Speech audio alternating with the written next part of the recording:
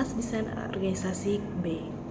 Di sini aku akan membahas materi bab 4. Baik, pada bab 4 ini kita akan membahas tentang lingkungan dalam. Jadi, pertama kita akan membahas tentang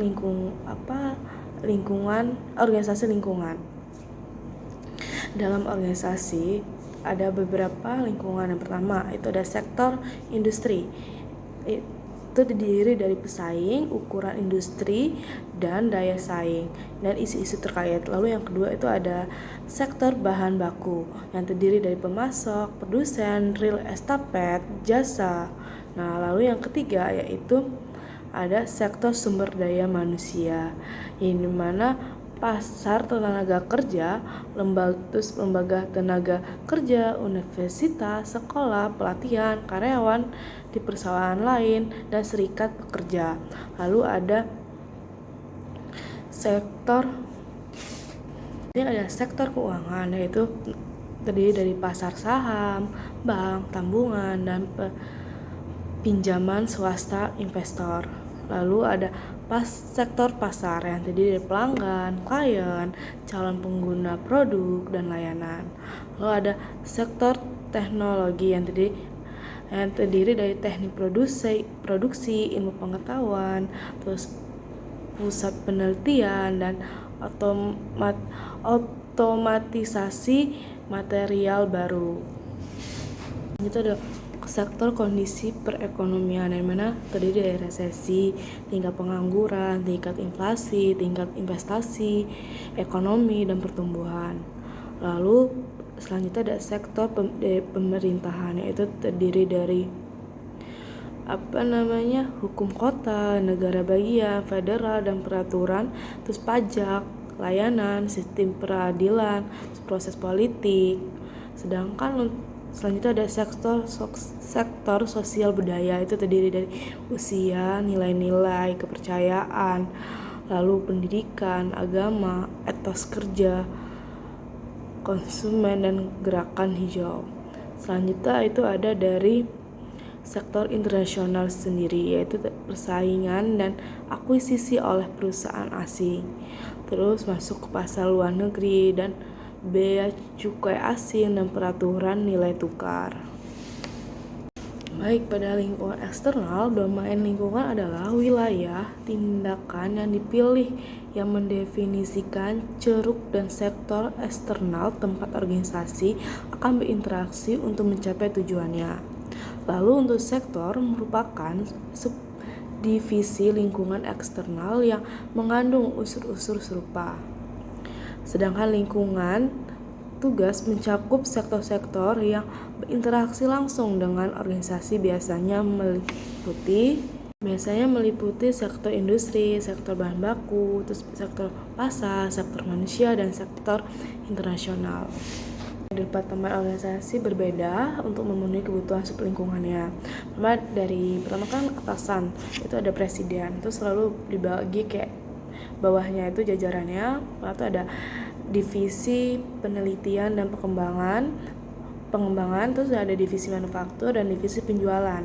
Nah, untuk divisi penelitian itu sendiri itu mencakup lingkungan ilmiah, seperti kayak jurnal ilmiah, terus akuisisi tentang jurnal kayak gitu-gitu, terus artikel. Nah, kalau untuk sublingkungan manufaktur itu tentang kayak bahan baku, pemasok, dan produksinya. Terus kalau untuk divisi penjualan tuh sublingkungannya itu pasar, kayak pasar pelanggan, agen, kayak gitu.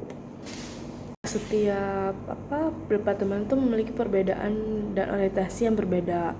Kenapa ciri-ciri? Misal kalau dari sasaran, kalau departemen penelitian dan pengembangan itu kayak kualitasnya. Kalau manufaktur itu produksi yang efisien, kalau penjualan itu kepuasan pelanggannya. Terus kalau waktu, kalau departemen penelitian tuh panjang waktunya, kalau manufaktur tuh pendek, dan penjualan juga pendek waktunya. Kalau terus orientasi interpersonalnya, kalau Kalau Departemen Penelitian dan Pengembangan tuh biasanya itu kebanyakan tuh besar tugas. Terus kalau sebagian besar tugas ya, kalau manufaktur tugas, kalau penjualan itu sosial, kalau terus formalitas strukturnya, kalau penelitian dan pengembangan itu rendah, kalau manufaktur itu tinggi dan penjualan juga tinggi.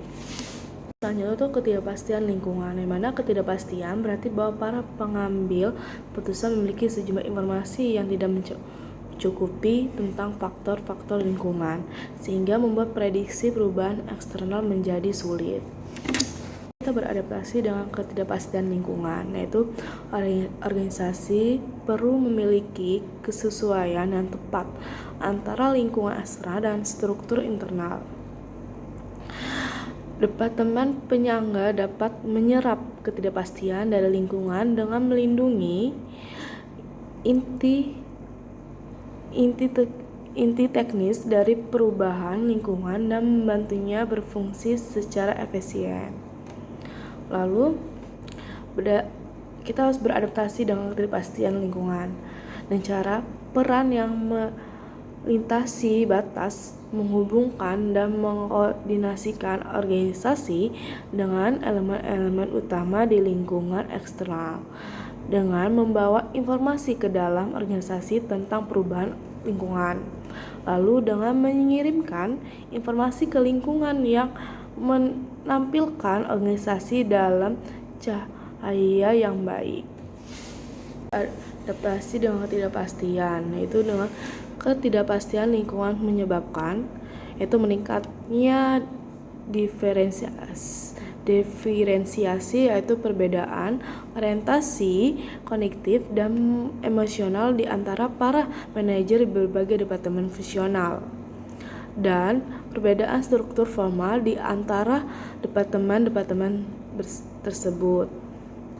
Lalu selanjutnya itu ada dengan diferensiasi yang tinggi, koordinasi antar departemen menjadi sulit, sehingga menciptakan kebutuhan yang lebih besar untuk mengintegrasi yang merupakan kualitas kolaborasi antar bentuk organisasi. Itu ada dua, yaitu pertama mekanistik, di mana tugas dipecah menjadi bagian-bagian khusus yang terpisah, lalu tugas didefinisikan secara kaku.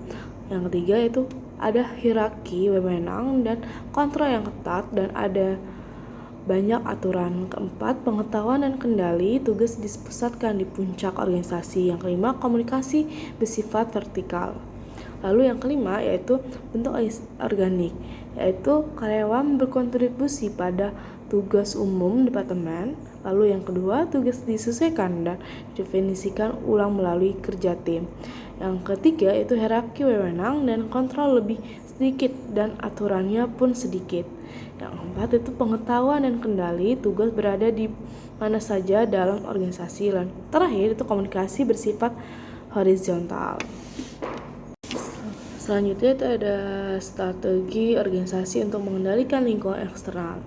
Pertama, membangun antar organisasi keterkaitan seperti kepemilikan, kontrak, usaha patungan, terus kooptasi direktorat yang saling terkait, terus rekrutmen eksekutif, terus ada periklanan hubungan masyarakat, terus pengendalian lingkungan hidup yang domain, yang mana terdiri dari perubahan domain, aktivitas politik, regulasi, dan asosiasi perdagangan, lalu kegiatan yang ilegal.